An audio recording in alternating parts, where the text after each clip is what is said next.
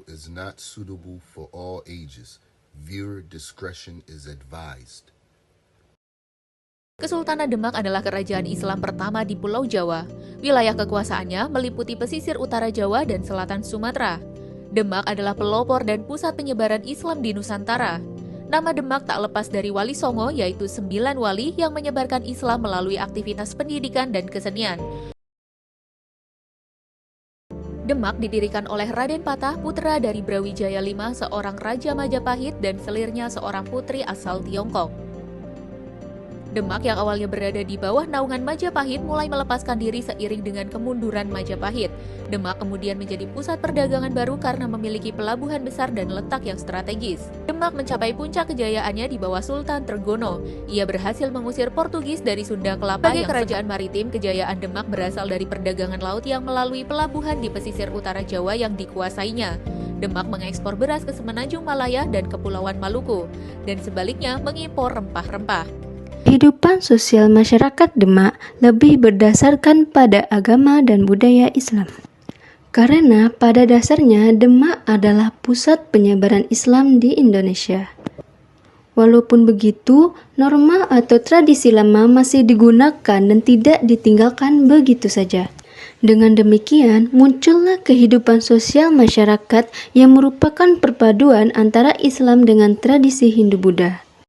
Salah satu hasil kebudayaan Kerajaan Demak yaitu Masjid Agung Demak. Masjid itu merupakan lambang kebesaran Demak sebagai kerajaan Islam.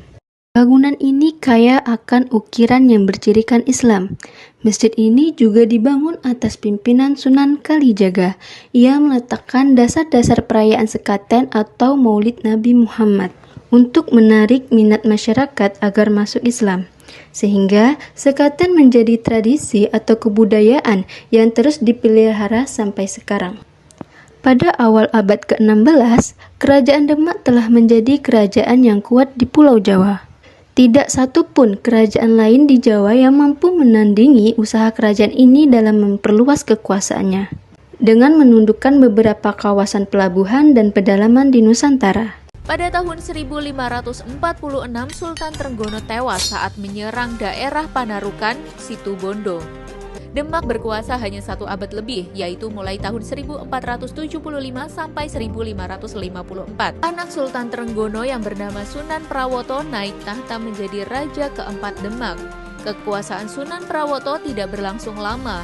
Arya Penangsang, sepupunya, merasa lebih berhak menjadi sultan. Ia juga ingin membalas kematian ayahnya, Pangeran Sekar, yang tewas di tangan Sunan Prawoto.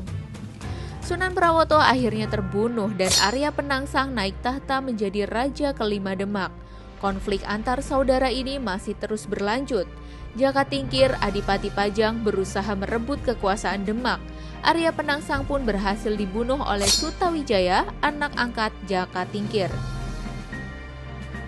Jaka Tingkir kemudian mengambil alih kekuasaan dan memindahkan pusat pemerintahan ke Pajang. Setelah itu berdirilah Kesultanan Pajang dengan Jaka Tingkir sebagai raja pertama yang bergelar Sultan Hadiwijaya. Salah satu peninggalan Kesultanan Demak adalah Masjid Agung Demak yang dibangun pada masa Raden Patah. Pintu masuk Masjid Agung Demak dibuat oleh Ki Ageng Solo dan dinamakan Pintu Bledek atau Pintu Petir. Masjid Agung Demak disokong oleh 4 tiang penyangga yang disebut Soko Guru atau Soko Tatal. Soko Guru ini dipercaya sebagai sumbangan dari 4 anggota Wali Songo, yaitu Sunan Bonang, Sunan Kalijaga, Sunan Ampel, dan Sunan Gunung Jati. Kolam wudhu di Masjid Agung Demak adalah peninggalan bersejarah Kerajaan Demak yang digunakan oleh Wali Songo dan santri Raden Fatah untuk berwudhu sebelum beribadah. Terima kasih sudah menonton. Bye-bye. Udah kagak ada yang